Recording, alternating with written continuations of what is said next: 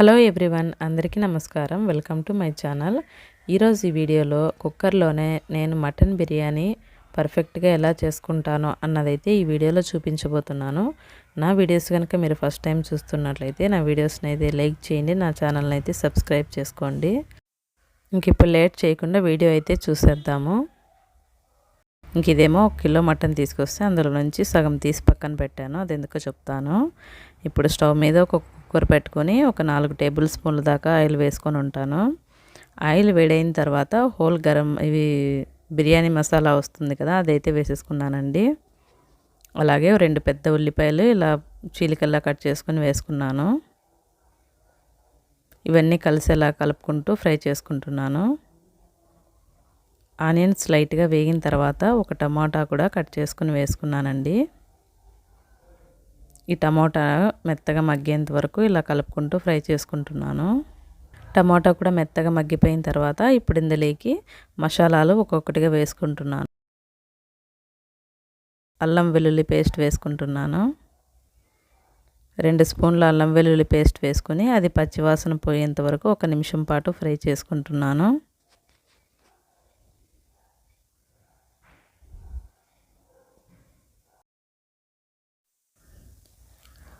ఇప్పుడేమో రుచికి తగినంత కారం అయితే వేసుకున్నానండి.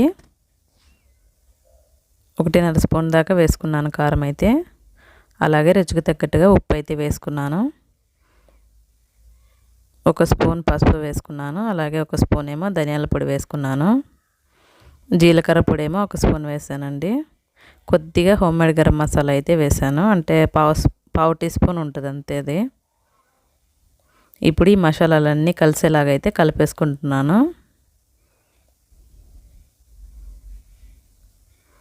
ఇలా చక్కగా అంతా కలిసేలాగా కలుపుకున్న తర్వాత మనం తీసుకున్న మటన్ పీసెస్ని శుభ్రంగా వాటర్లో కడిగేసుకుని ఈ మసాలాల్లోకి అయితే వేసేసుకుంటున్నానండి. మటన్ వేసిన తర్వాత ఈ పీసెస్కి పట్టేలాగా ఈ మసాలాలన్నీ చక్కగా ఒకసారి అయితే కలుపుకుంటున్నాను. ఇలా కలుపుకొని ఒక 2 నిమిషాల పాటు అలా వదిలేసాను, ఎందుకంటే ఆ పీసెస్కి స్పైసెస్ అన్నీ పట్టుకోవాలి కాబట్టి.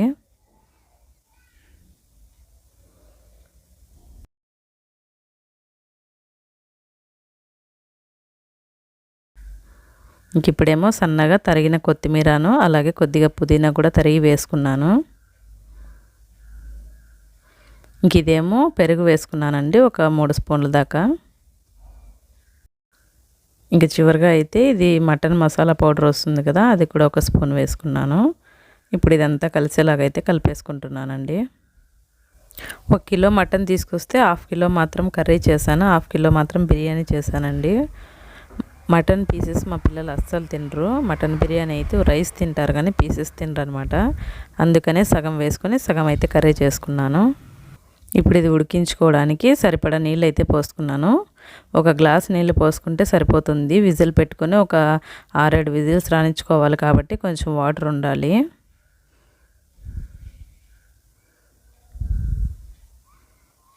ఉప్పు కారం ఇప్పుడు పీసెస్కి తగ్గట్టుగానే వేసుకున్నానండి. మళ్ళీ రైస్ వేసుకున్న తర్వాత మళ్ళీ ఉప్పు కారం వేసుకుంటాను కాబట్టి ఫస్ట్కే అంతా వేసేయకుండా చూసుకొని వేసుకోవాలి.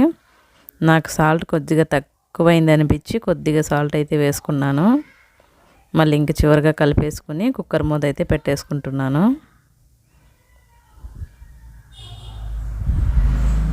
కుక్కర్ మూత పెట్టుకొని ఒక 6 లేదా 7 విజిల్స్ దాకా రానిచ్చుకోవాలి. మటన్ ఉడకడానికి కాస్త టైం పడుతుంది, ఎక్కువే టైం పడుతుంది కాబట్టి ఒక 6-7 విజిల్స్ అయితే రానిచ్చుకోవాలి. ఇంక ఇదేమో ఈలోపు బియ్యం అయితే కొలిచి పెట్టుకుంటున్నాను. ఈ గ్లాస్తో 2 గ్లాసులు బియ్యం అయితే తీసుకున్నానండి. ఈసారి అయితే నేను నార్మల్ రైస్తోనే చేస్తున్నాను, బాస్మతి రైస్తో ఏమి చేయలేదు. ఇంక ఇది విజిల్స్ వచ్చేసింది. కుక్కర్ మూత తీసి చూస్తున్నాను.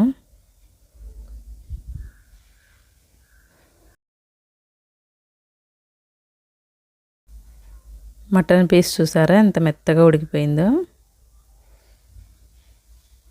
మనం రైస్ వేసిన తర్వాత ఎక్కువసేపు పెట్టాం కాబట్టి కొద్దిగా ఇక్కడే ఉడికిపోవాలండి.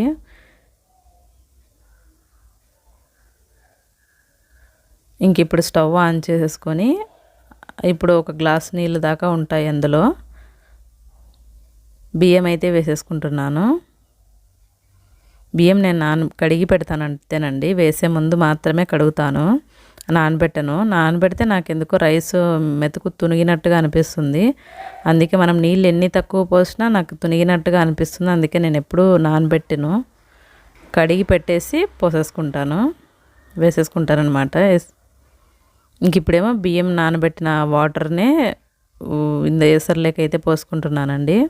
ఇంక ఇప్పుడు అందులో ఒక గ్లాస్ దాకా ఉంటుంది కదా వాటర్, అందుకనే నేను 3 గ్లాసులు మాత్రమే నీళ్లు పోసుకున్నాను. 2 గ్లాసుల బియ్యంకి 4 గ్లాసుల నీళ్ళు, ఒక గ్లాసు అందులోనే ఉంది, ఇంకా 3 గ్లాసులు అయితే నీళ్ళు పోసుకున్నాను. ఇంక ఇప్పుడైతే రైస్కి తగ్గట్టుగా కూడా ఉప్పు కారం వేసేసుకుంటున్నాను. అలాగే ఒక స్పూన్ నెయ్యి అయితే వేసుకున్నానండి.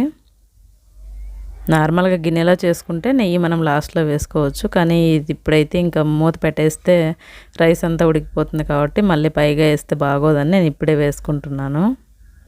అలాగే అర్ధం నిమ్మ చెక్క అయితే వేసుకున్నాను పిండుకొని. నిమ్మరసం వేసేసిన తర్వాత ఇంక ఇప్పుడు అంతా ఫైనల్గా ఒకసారి అయితే అంతా కలిపేసుకుంటున్నాను. కలుపుకొని ఇలా ఒక ఉడుకు వచ్చేంత వరకు అయితే ఉంచుకున్నానండి. వెంటనే నేను కుక్కర్ మూత అయితే పెట్టలేదు, ఎందుకంటే ఉప్పు కారం చెక్ చేసుకోవడానికి ఒక ఉడుకు వస్తే మనకు అన్నీ కరిగి ఉంటాయి కాబట్టి అప్పుడు చెక్ చేస్తే కరెక్ట్గా తెలుస్తుంది. ఏమైనా తక్కువ ఉంటే వేసేసుకొని కుక్కర్ మూత పెట్టుకోవచ్చు. తర్వాత కుక్కర్ మూత పెట్టేసి 1 లేదా 2 విజిల్స్ వచ్చి రాకనే ఆఫ్ చేసేసేయాలి, 2వ విజిల్. కుక్కర్ మూత పెట్టిన తర్వాత మంటనైతే మీడియం ఫ్లేమ్లో పెట్టుకోవాలండి, ఫుల్ హై ఫ్లేమ్లో పెట్టుకోకూడదు, ఎందుకంటే కుక్కర్ కింద అడుగు భాగంలో రైస్ అంతా మెత్తగా అయిపోతుంది, ఒక్కోసారి అడుగు అంటుతుంది కూడా.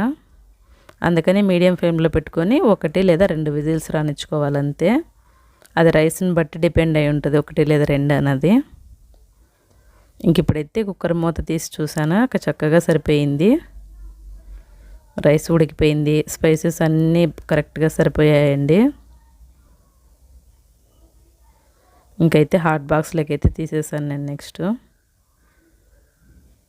వేడివేడిగా మటన్ బిర్యానీ అయితే రెడీ అయిపోయింది. నేనైతే ఇలా చేస్తానండి, ఒక్కొక్కరు ఒకలా చేస్తారు కదా, నేను ఎలా చేస్తాను అన్నది అయితే చూపించాను. ఈ వీడియో కనుక మీకు నచ్చినట్లయితే మీరు కూడా ఒకసారి అయితే ట్రై చేసి చూడండి. మీకు ఎలా వచ్చిందన్నది అయితే నాకు కామెంట్ బాక్స్లో కామెంట్ చేసి చెప్పండి. మటన్ పీసెస్ చూసారా ఎంత మెత్తగా ఉడికిపోయిందో. వేడిగా స్పైసీ మటన్ బిర్యానీ అయితే రెడీ అయిపోయిందండి. మరో వీడియోతో మళ్ళీ కలుద్దాం, అంతవరకు బాయ్ బాయ్.